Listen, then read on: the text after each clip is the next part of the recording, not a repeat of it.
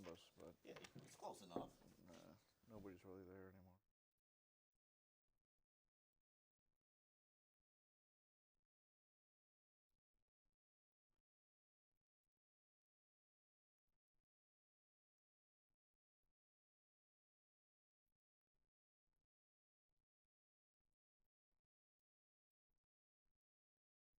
Why am I down? Tagovailoa's name. It's Tongavaloa. Yeah, he Tongavaloa. pronounces it. Tongavaloa. Yeah, Tongavaloa. He pronounced.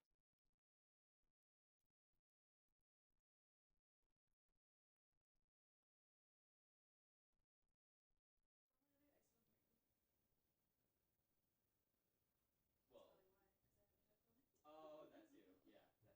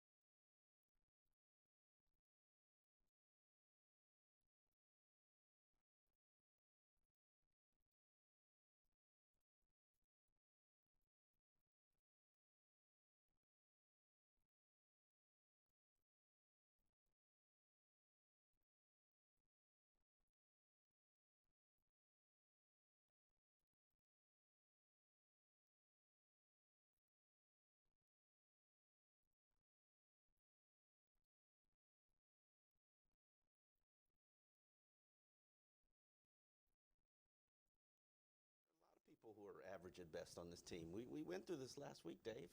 We've got how many average players? That's the starting point for this team. That is. Okay. All right. All right, so Hyde, go ahead and just give us some kind of a mic test. 1, 2, And it's live to everyone. 1, 2, 3, 4. Testing. 0-5, 0-6, 0-7, 0-8. I don't know anymore, Dave. Oh, you know. No, I don't know anymore. I'm getting a little nervous. Oh, come on. They're getting confident, Dave.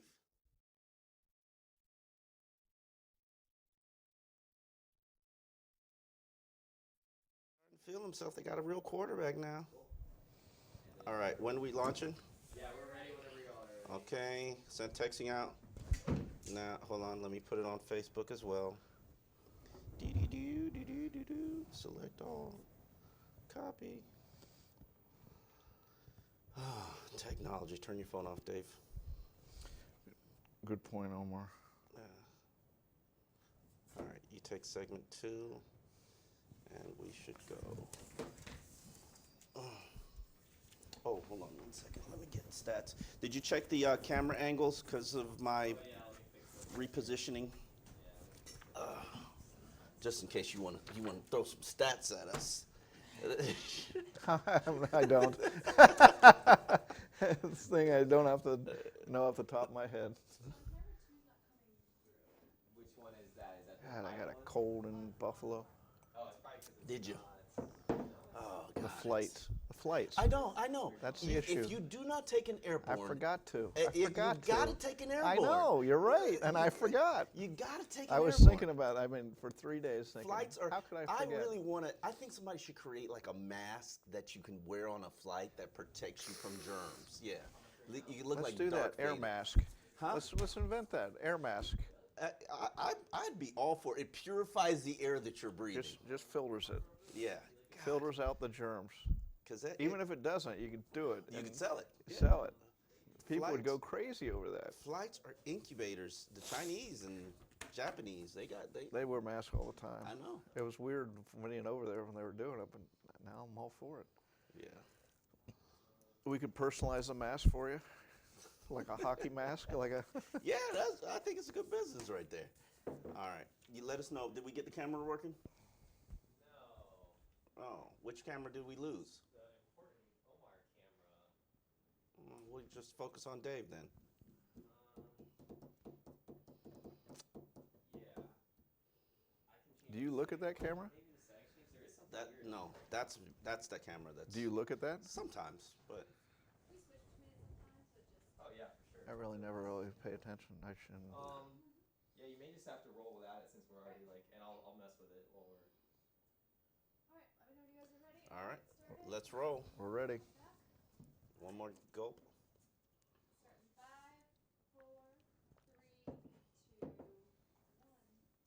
Well, the Miami Dolphins haven't pulled off a win in 2009, but they've played 2 competitive games, Dave.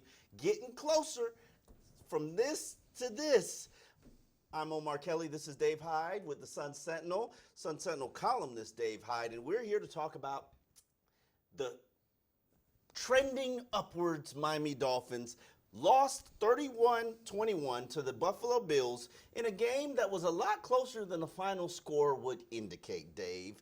And it seems to me that this team is improving. As Brian Flores says, they're getting closer and closer and closer and closer, but they just don't know how to win a game, Dave. The question I have for you is, can the Dolphins build on the success that they're having right now? That's a hard one to answer, Omar, because let's face it, they played 2 games. All right, one against 0-5 Washington, now 0-6 Washington, or now 1-6 Washington, and the other against a Bills team that is very sporadic. Okay, they're 4-1. Are you saying the Bills are catfishing people, Dave? I'm saying that having seen them in person, Yeah. they aren't all that. Okay, so look, don't take anything away from the Dolphins. We're not going to treat them like a little league team. But we are. We treated them like a little league That's team the thing. all season. Oh, good job. You're getting closer. Way to go. You're showing Orange improvement. slices for You're everybody. showing progress. That's what they're supposed to do over the course of a season, right? They're supposed to show some progress. But I will say this about this team. I think now with Ryan Fitzpatrick as the starting quarterback, you're seeing some semblance in the offense. No sacks. Well, 1 sack, but it really wasn't. It was on the Albert Wilson pass attempt.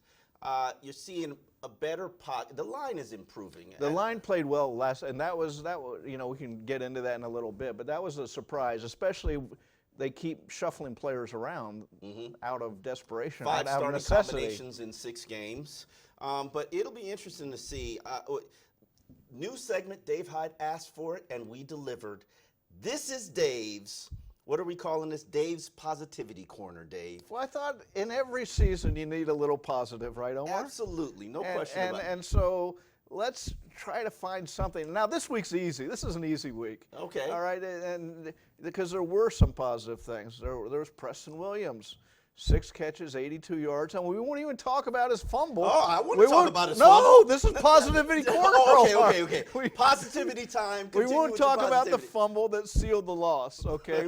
We'll talk about his 6 catches for 82 yards. That showed there you want steps forward. There it is. There's some steps forward. 23 receptions for 314 yards, 1 touchdown. I think he's a trending upwards player.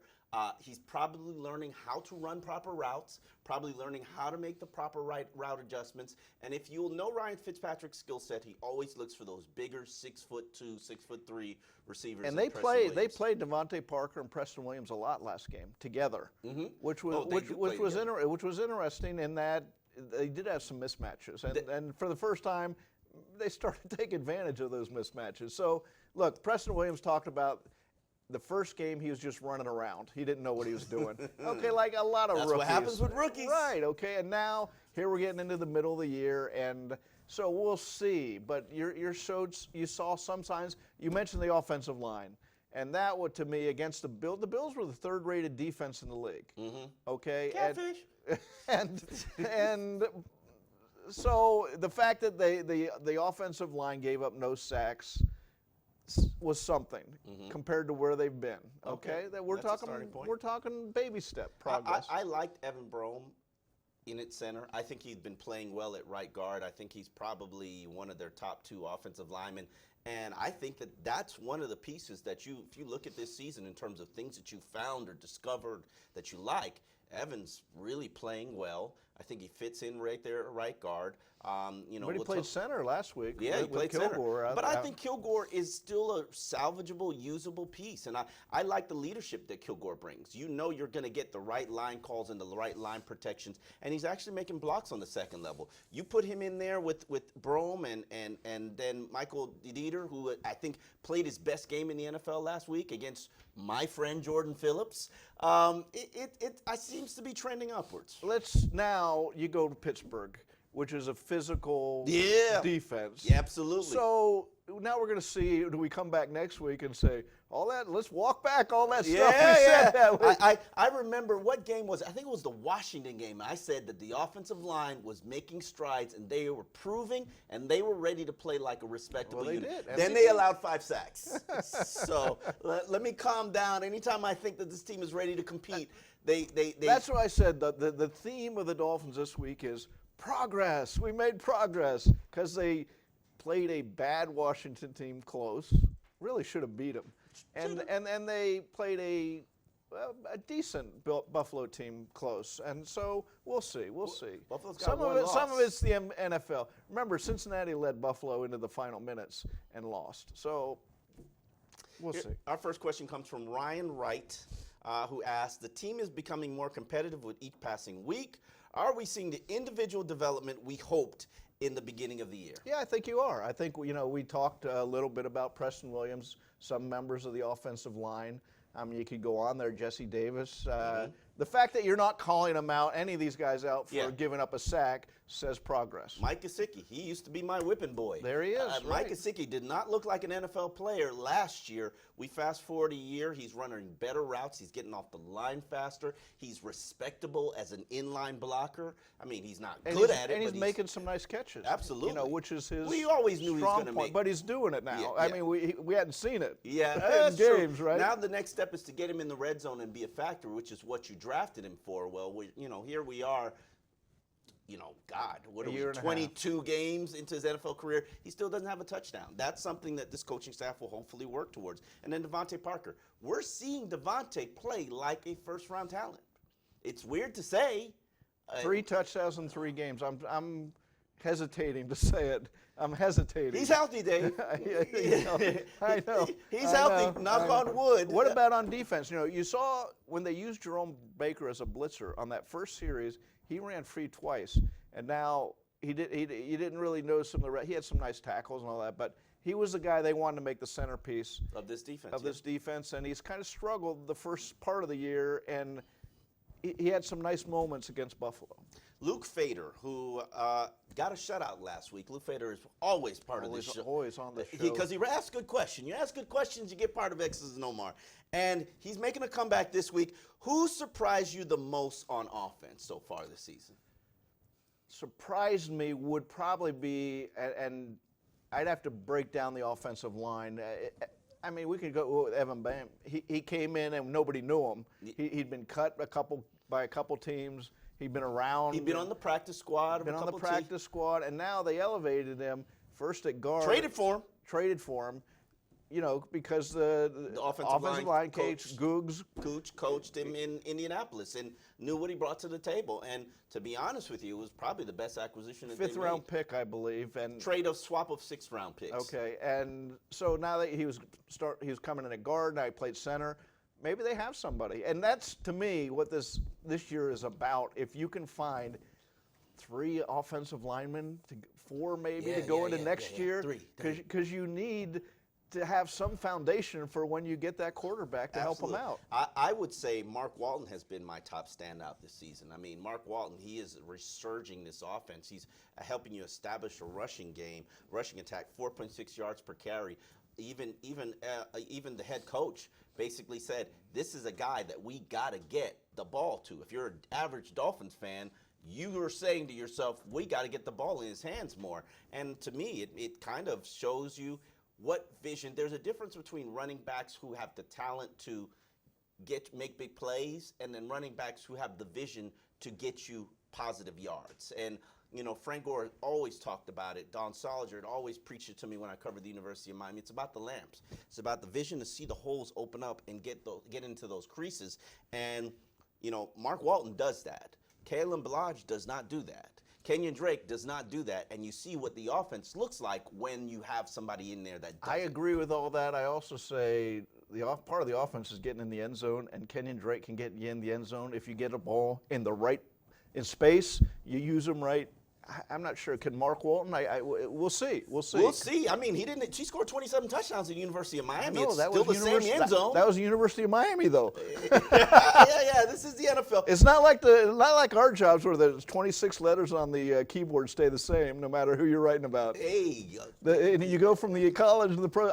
We'll have to see. Mark Walton's made some nice steps. Okay, Phil wants to know what improvements, if any, are you seeing in this team? And we've gone through some of them here, Omar. I think the offensive line. I think we're fine. People have to understand. To me, you know how I am, Dave. The trenches is where the game's at. It's beautiful. It's a work of art. I feel there's a little schizophrenia going on here, Omar. No, you say it's all about the quarterback and the drive. The quarterback. Now the quarterback is important, and I think you're getting steady play from Ryan Fitzpatrick, and that helps. He's reading defenses. He's got good timing in the pocket. He gets the ball out at a respectable time. The ball isn't thrown late, which is always been my biggest issue with Josh Rosen. He can't read the defense, and he throws the ball late. That leads to trouble. Ryan Fitzpatrick isn't doing it. His offensive line, they're calling the right plays. They're calling the right protections. And they produced their first 100-yard rushing attack against a very forceful defensive front from Buffalo. So I think that's a starting point. Now probably they're going to shut me up against Philadelphia. I mean, they had 14 points, too. Right? I mean, Pittsburgh. all this happy talk, 14 points against the Bills.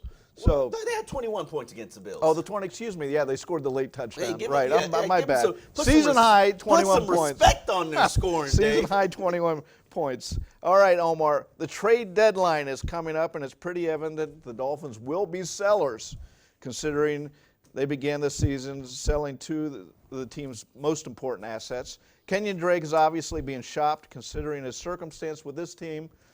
Rashad Jones has been on the trading block since the spring. We all know a few teams have their eyes on Xavier Howard. Coincidentally, 2 of these players are hurt and haven't been playing the past 2 games. And that's just starting to disturb me. We can get into that. Yes, it is. Disturbing you? Yes, it is. It is. Hey, why are you pushing Xavier Howard when his knee's sore? Well, then just come out and say, we're shutting him down. No, but you're not ready to shut him down yet. I mean, he's not. He didn't get a scope. His knee's sore. Are you going to push him? His knee's sore. You know what happens in the NFL? Teams push players to play through injury, and they do. And then that knee soreness. Here, I've never seen this, though, in my years of covering sports. He's practicing. Now, not full, but practicing. Yeah. But he's not playing games. It is what it is, Dave. I know, and so if you want to, you know what would make this season a disaster outside? I know what would make if he gets hurt. Xavier Howard gets hurt. Xavier Howard tears an ACL. How are you going to feel about yourself, Dave? Well, then don't play him at all. That's what they're doing. That's what they're doing. But, fine, but don't tell me he's really hurt. He's hurt. Everybody's You're just doing this. Everybody's got something, Dave. Everybody's got something in the NFL. You know, and what happens in the NFL is they push players to play with injury. That's a whole different subject. That's a whole different subject. Turns into an MCL tear, and then it turns to a PCL tear, and then my knee's sore. Now it impacts my calf and my quad. Look at Jakeem Grant. You know, Jakeem Grant didn't come into the season healthy. He'd had foot issues. That foot issue turned into a hamstring issue. That hamstring issue impacted his speed, and he continues to play on this thing. Do you think Xavier Howard's knee will be sore for most of the rest of his career when he's playing? Depends on what's at stake. So maybe. Right? Depends on what's at stake. Depends on what's at stake. Okay, that's my point. I have no problem if they say, shut him down. Why play? Maybe a couple games here and there, but just to keep him in shape. But nothing good can happen by playing Xavier Howard. I'm fine with that. That's true. It's just. I mean, but you got to keep him for right now. A guy got claimed on Wednesdays, playing on Sunday. I Started know, the I game. know. You started 2 practice squad players the week before. Ryan Lewis. Yes, right? Ryan And Lewis. it's like I went up to him after the game, and he said, "That's just the NFL. I'm used to He's that." been bounced around. He's played for 5 different teams. He was cut by the Eagles. Yes. Who are desperate for cornerback help. Yes. They want to upgrade their cornerbacks by the trade deadline. He was cut by them, and he started. That's the second time that's happened this year. Taco Charlton's cut by the Cowboys. He's starting. Hey, Dave, it is what it is, man. All right. Let us play a little game regarding the team's inventory and determine what's a fair price for a few of the Dolphins, Omar. What would you trade for Xavier Howard now? I've set my price at 2 first-round picks. And the reason I set my price at 2 first-round picks is, one, the Dolphins have already paid the freight for the contract that they just signed, the 5-year extension. All of the signing bonus, which makes every single year after that very manageable and team-friendly in the $12 to $13 million a year range, the Dolphins have paid that freight. That alone is worth a first-round pick. And then on top of that, Xavier Howard is a first-round talent. If you traded him in last draft, you probably would have got a first-round for him. So if a team like the Eagles comes a-calling, I say, hey, you want Xavier? 2 first-round picks. You're just tearing everything down. Then you're No, I don't want to trade him. I don't want to trade him. But you will if they give you 2 first-round picks. I will. So meaning Philadelphia will be in the 20s drafting. So 2 of the back end first-round picks. And I agree. I think the Dolphins would do that. And my point is, he would have been the first one to trade for me. And I've been through this. I would have checked Laramie Tunsil. You need to help your quarterback. I would have kept Minkah Fitzpatrick. He's 22 and healthy. Xavier Howard ain't going to be in his prime when you're winning, when you're ready to win. So he'll be 30 when you're ready to win. I think you need a building block. I think you need players to sell to the other to other free agents. And Xavier Howard is the only building block. He's the only one left. Yes, it's like the Alamo. He's the last guy in there. Yeah, just like the tweet he sent out after Minkah Fitzpatrick guy. It was Fresh Prince. There in an empty house, just looking around. Xavier, I want him to get healthy. However, I'm not playing him if I don't need to play him. Then don't play him. I agree. Don't play him. It's this. The Dolphins want it both ways. Where we're really trying to win. We're really trying to win, and yet, Kinda. and yet, the front office is like, no. We're trying to win. You know what? Not trying to play our You know what? best They want to players. win one game. They Yes, really they do. want to win one They do. game, so they're not going to go down in history. Absolutely. But they don't want to win 2 or 3, just one. Yeah. All right. What do you think is the going rate for Rashad Jones? I would put a 5th-round pick on Rashad Jones, and here's the reason why. Nobody's going to pay a 5th-round pick for Well, him. why do you know? The Dallas Cowboys Nobody's gonna do that. have been exploring Rashad from draft. They think they're a title contending team. Their weakness is probably the safety position. You put Rashad Jones in their secondary, I think that you get impact plays. I think you get a physical hitter. I think you get a playmaker who might put you over the edge. Ship him out. Go 5th round. Absolutely. And really, it's about the contract that you're trying to avoid, not necessarily the talent. If Rashad's here next year, Rashad's here. And I think he's fine with that because, as I've always said, Rashad is a businessman. As long as the check clears, he will be here. It's not a good situation for either of them, other than from the banking standpoint on Rashad's side is very good. Yeah. Okay, but from the Dolphins standpoint, you don't want a 31-year-old, 2-year-old guy who's here for the money and he's sitting out and it's my shoulder, Oh, no, it's my chest now. It's my chest now. Like, Okay, no, it was my that's- ankle. The front office keeps handing don't hand them Rashad Jones. with all the problems and issues. Again, it's not working. And beyond that, it's not working for the Dolphins. You're trying to build a young team. How's that helping? Listen, Rashad is a talented player. Right now, he's got $11.6 million next season, $10.5 million the year after that. Thank you, Mike Tannenbaum and Adam Gase, both of you. Yeah, and I think he's gonna be here next year if he's not traded. Just because if you release him, that's $4 million in guaranteed money you've got to give away. I know you just love throwing away Steve Ross's money. Well, what are you doing with him sitting on the bench right now? The difference He's not doing anything. You're not trying to win.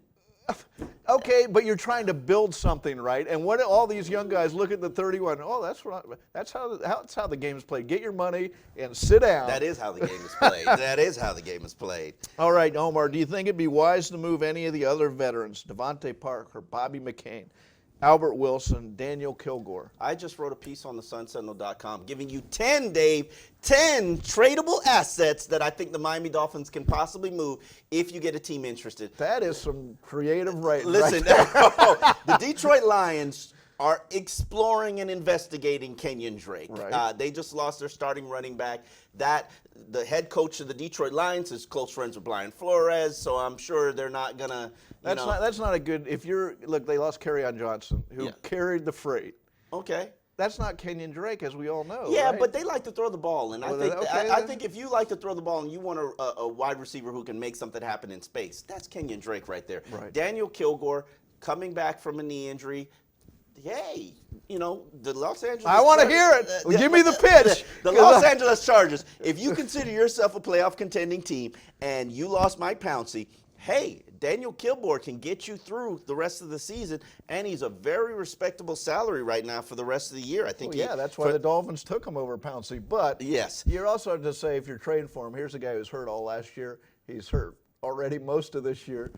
Are you really going to get your worth out of him? I mean, you want to throw me a draft pick, a young cornerback, because it's not always about the draft picks. Hey, if you have a young player, Dolphins could use a young offensive lineman. Well, they have one. Then we've talked about their offensive line from last week without Kilgore. I don't think Albert Wilson. He's hurt and he doesn't look in full shape. Listen. Adam Gase might be interested. Adam Gase loves Albert Wilson, and I'm telling you, the Jets, they need some offensive help. Well, Adam Gase, his decisions are looking really good. You look around the poker table, who can you take advantage of?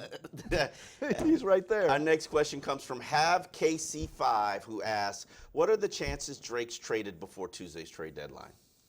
Put a percentage on it, I would Dave. say 50-50 because, again, if I'm Detroit, it depends on what I'm looking for. If I'm looking for someone to replace Kerryon Johnson, probably not, because Kerryon Johnson can run the ball really well and get you those yards.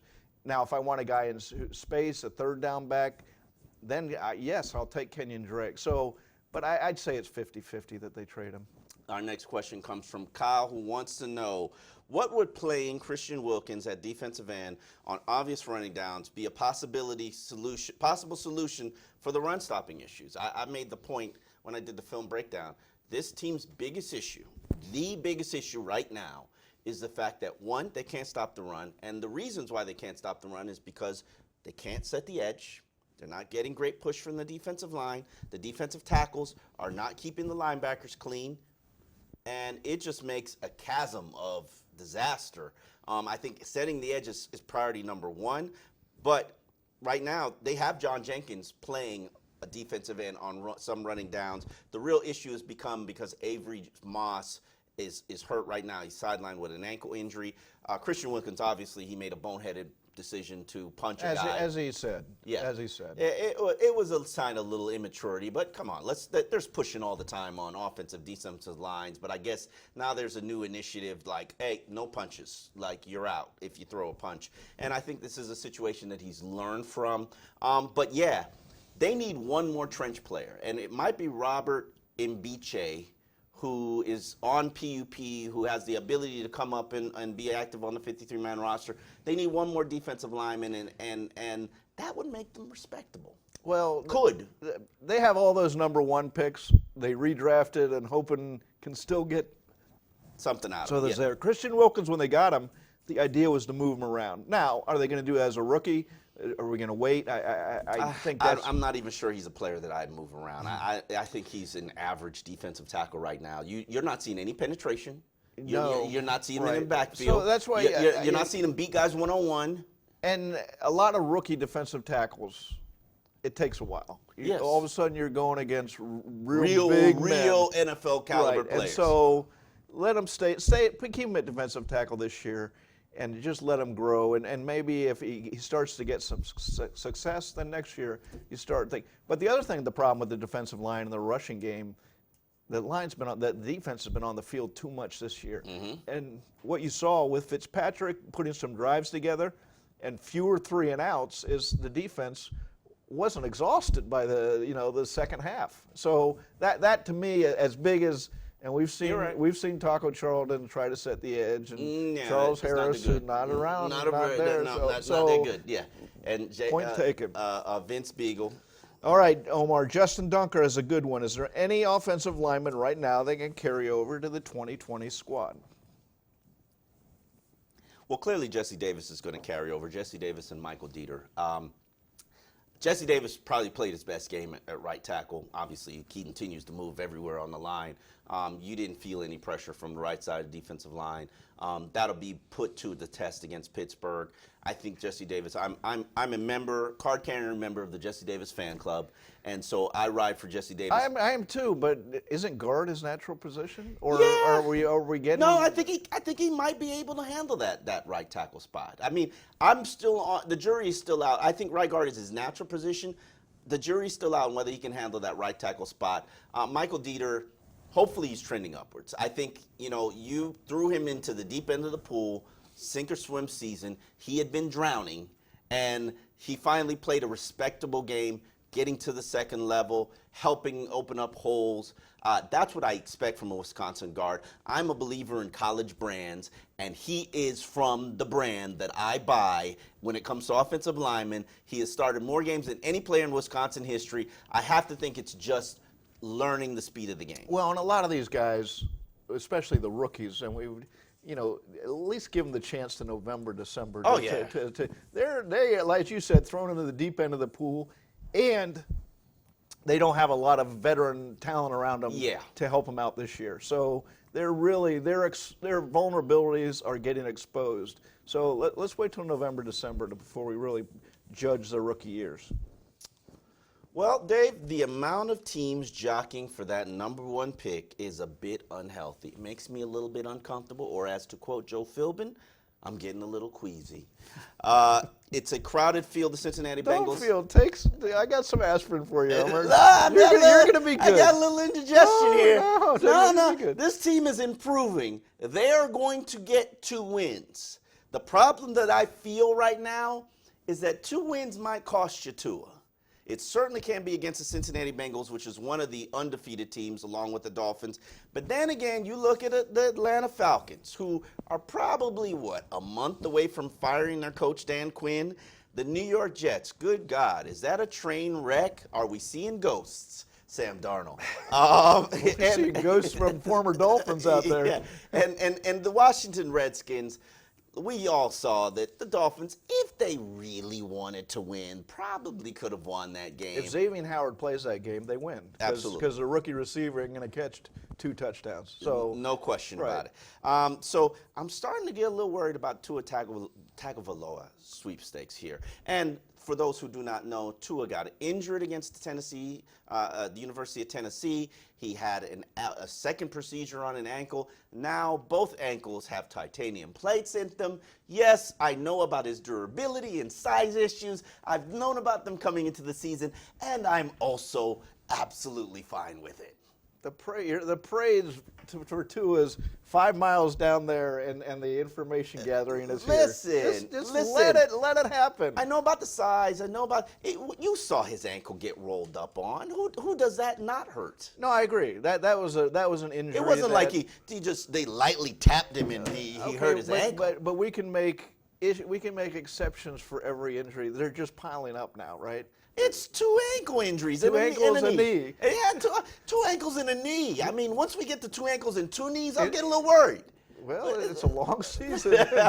Yeah, I mean, I am this game, this stint without Tua will give people who are the Tua skeptics, who say that, oh, it's the weaponry, it's the offensive linemen around him, it's the running game. Now you'll get a fair and accurate perspective of what Tua does, which is allows the tide to rise. Well, it's interesting. Jalen Hurts is having a great year at Oklahoma, and Nick Saban picked Tua over him. And you know, Dan Enos, who's the University of Miami offensive coordinator, talked up Tua a lot too. So among the coaches who work with him every day, there's a lot of respect, obviously, on his talents and what he can do. Talents, intangibles, what he brings. What about Joe Burrow? Joe Burrow had a big game Saturday. Listen, Joe Burrow, if he beats Alabama on November 9th, Joe Burrow is going to possibly be pushing for that SEC championship and playing for the national championship. So, which is the games you want to see him in. Absolutely. Against the top competition. You want to see him, and Joe Burrow has the better of the defenses at LSU. So that November 9th showdown, probably going to be the first game that Tua returns from that ankle injury. It's going to be a big. You are more excited about the college season right now than the Dolphins season. And you know I don't watch college football, but I am watching it this season. We actually, your Sun Sentinel, we're providing you weekly games to watch for prospects to keep your eye on. And we evaluate after Saturday's games are over each college quarterback that the Dolphins might be interested in. We all know the only one quarterback matters. But as far as getting the number one pick, I agree. Atlanta, they've become scary now. Yeah. Because they came out of nowhere because they had an early win, and you're like, oh, they'll be fine. They'll be fine. They aren't going to be fine. Matt Moore's ankle's hurt. They're trading away pieces. Matt Ryan, Matt Ryan. So, and they are trading away pieces, which tells everybody else, okay, we're done. We're shutting down shop, baby. And so that I would watch them a little bit, but I think you're being optimistic with the Dolphins' 2 wins. This riding high after giving Buffalo a game. They are. I'm watching them. I know them. They're improving. When the offensive line improves, then you get better protection for Ryan Fitzpatrick. He can win games. Ryan Fitzpatrick can sneak out and win some games. You're supposed to improve through a year, though, right? Yeah. I mean, but not when you have 5 different combinations on your starting line. I mean, if you want to sabotage his team, sabotage the offensive line, and then everything else goes to crap, which is exactly what the Dolphins did at the beginning of the year. They put in 5 different combinations. They're trying to sabotage. I mean, hey. We might see Isaiah Prince out there. They can't do any more. Yeah. They can't do any more. No, they can do more. They can do more. Might need a little bit more. Finn's Addict 1972 asks, can we afford a win against Pittsburgh next week if we still want to get the number 1 pick? Can you afford? Boy, it's a tricky question, I gotta Dave. think this one through. Benefits you from a draft standpoint. You know where I stand. I don't think they're going to win a game this year. Okay, and I get this uptick here and this, and you know what? Teams will adjust their opponents will adjust their expectations to. Buffalo, like Dallas, I think came out and they'd been watching the film on the Dolphins. And how could you get excited about playing the Dolphins? That's a fair and valid point. Okay. That is fair and valid point. And now Mike Tomlin, who was quoted, teams look at it as the second bye week. Yes, the ultimate trap game. Yes. No matter who you're playing next. But Mike Tomlin came out this week and said, what did he say? A very adequate team. It was about the it was a backhanded compliment. But he'll at least have semi-attention with his Steelers. They're 2-4. Yeah. And they saw the Dolphins put up a game against Buffalo. So, I think they aren't going to sleepwalk through the first half. Where this team has trouble, and this is not just Brian Flores' team, this is how they are fundamentally built, which is why I thought this offseason was so important, even though it's been a failure from executive Chris Greer's standpoint, is they're a soft team. They're consistently, since easy Tony to Sperano. play. They are easy to play, not only because they aren't physical at all. Exactly. And when you face the Baltimore Ravens, the Pittsburgh Steelers, the 49ers, those physical teams that want to punch you in the face and pound you. Patriots. Yeah, the Patriots now. Yeah, you're going to have issues, which is why I wouldn't expect them to walk into Pittsburgh, especially in a hostile environment, and walk away with a victory. But I think it will be a more competitive game. But then maybe reality slaps me in the face and lets me know, hey, they're still soft. Well, Pittsburgh, there's openings here, right? Yeah, The no, quarterback, Big Ben. Big Yeah. Ben's. If Big Ben was there, it'd be a whole different. Yeah, show. this is Mason Rudolph's first game back from his concussion. He got knocked out. Now let's also Pittsburgh's 2-4. They got blown out by New England in the first game. They've lost the other 3 games: Baltimore, Seattle, San Francisco by a total of 9 points. So it's not like okay, they're 2-4 with an asterisk. They're in close games against good teams. Yes. Okay, so. And they just beat somebody down on Monday Night Football. I can't remember who it was. My information sheet. The Los Angeles Chargers, who came down here and beat the Dolphins down. So they might be. How do you think Monday night feels about getting the Dolphins-Steelers game without Big Ben? A lot of points. Maybe create some excitement. I think there's an executive saying, can we swap this out for somebody? I mean, when you put the Dolphins on your schedule for Monday night. What were they thinking? Yeah, what were you thinking? It is what it is, as I say. Our next question, don't see who it comes from. Is this now safe to put the Falcons on the list of teams to keep an eye on? In terms of what's going on with that organization, plenty of other teams are contending. Right now, Falcons, Dan Quinn, he's probably on a former Dolphins assistant. He's got an expiration date on him. I'm not sure he makes it through this season. If Matt Ryan doesn't play, if Julio Jones shuts it down, I think that they're pretty much gonna be looking for a new coach. The Dolphins are going to have to be off their game, every week to get this number 1 pick. Right? Yeah, I mean, because there's a lot. I was talking to a Las Vegas odds maker last week who said the spreads this year are the largest ever. The point spreads, not just the Dolphins, but there's other teams that they're giving double-digit spreads to. Really? That they haven't before, and so there's the halves. Other teams tanking, Dave? Well, is that what's going on? Atlanta might be coming up here. Yeah, I mean, I don't see, even though they don't need a quarterback, I don't see why you don't be bad to get the number 1 pick. You will get a king's ransom. What will the Dolphins offer? 3 first-round They have picks? 3 first-round picks and 2 second-round. Yeah. You will get a king's ransom for a team that wants Tua. That could benefit you. That can help you prop up your franchise. Hopefully, if the Dolphins. And that, to be fair, when Laramie Tunsil was traded, especially, they needed to make a trade to get some number 1 picks, just in case that scenario happens. They don't have a number 1 pick. They needed some.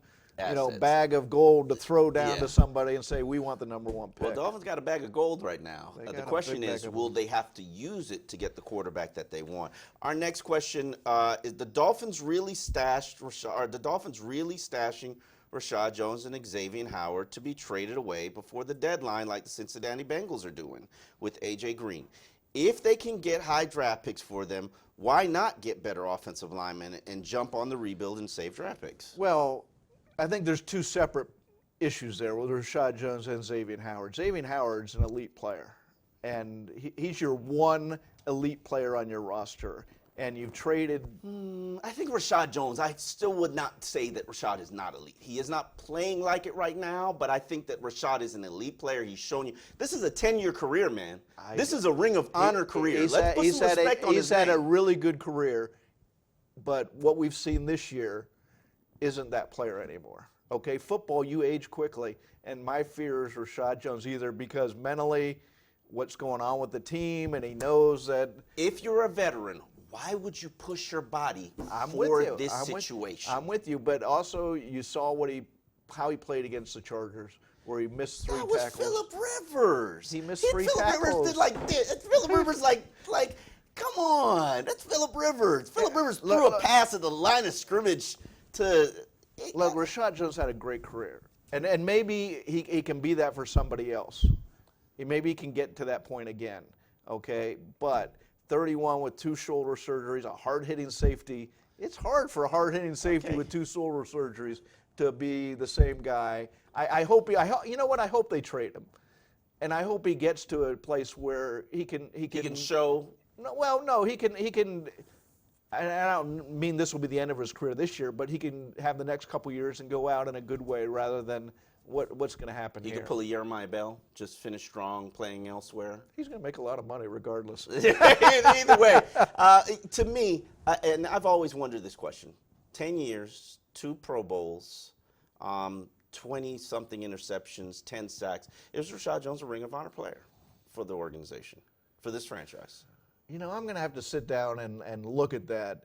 Off the top of my head, really, who else from this era is? They need Ring of Honor play. I mean, you're going to need. You can't go 10 years without a Ring of Honor play. I ain't got a Ring of Honor player. For this stretch. Cam Wake is a Ring of Honor. Well, Cam Wake is. Okay. I'd have to put Rashad Jones right after Cam Wake. You know, I just struggle with some of the recent things with Rashad not going into the game last year. His defensive coordinator was a boob. Okay, yeah, okay. I don't disagree with that. You're a pro, though. Okay, and Rashad's a businessman. So look, Xavier Howard. While I would have traded him last March, I'm not sure I would trade him now because you can't. You've torn it down so much. Yes, you have to have something to build with. You need something to have. So I'd hesitate. Rashad Jones, I'd trade in a second for both your sake. Definitely. Well, Dave, we're at the prediction point of our show. I will start out. I am always uncomfortable when the Dolphins face physical teams. Pittsburgh is a physical, well-coached team. Don't matter who's at the quarterback. They could play David Fales at quarterback, and they'd still beat you up. So I'm going to predict a 24-17, a little bit closer, loss to the Pittsburgh Steelers for Miami. Yeah, and I agree with you. The Dolphins still, against a physical running game, I'm not sure they can handle that. And Mike Tomlin, what does he like to do? He doesn't have a great quarterback. He's going to pound the ball. And he's going to tell his offensive line, and we're coming behind you. Dolphins are averaging giving up 160 rushing yards per game, 4.7 yards per carry. Why would you not run the ball? So 27-14. I think that's where the Bills went wrong. Yeah, me too. But they couldn't stay on the field long enough too. The Dolphins early on had some good series, okay, and that set a tone for the rest of the game. Early on, if they can hang with Pittsburgh and not just wear the defense out, then that'll, They got to stay on the field. The offense has got to score points when they get into the red zone. That gives them a chance, but I don't think this defense is going to will. There isn't anything good Miami's doing on defense. No turnovers, no stopping the run, no pass deflection. Quarterbacks have a league-high 127.9 passer rating. No pressures on the quarterback. They had an ally last week in Ryan Fitzpatrick, though, who kept the defense off the field because – especially for 3 quarters, they were driving the ball. They had possessions. Now, can Ryan Fitzpatrick do that again? We've seen his career up and down and up. But there are going to be games where he gives you Fitz magic, so maybe this is one. Well, for X's and Omar, I'm Omar Kelly. This is Dave Hyde. We will see you next week. Actually, we will be on Thursday. Halloween edition. You know we come with the costumes. Next week, Thursday. You got your costume on? Yes, I got my costume. I gotta go get one. I'll take suggestions. Excellent Groundhog's Day last year. We'll see what Dave Hyde brings next week on the Halloween edition of X's and Omar's Thursday at noon.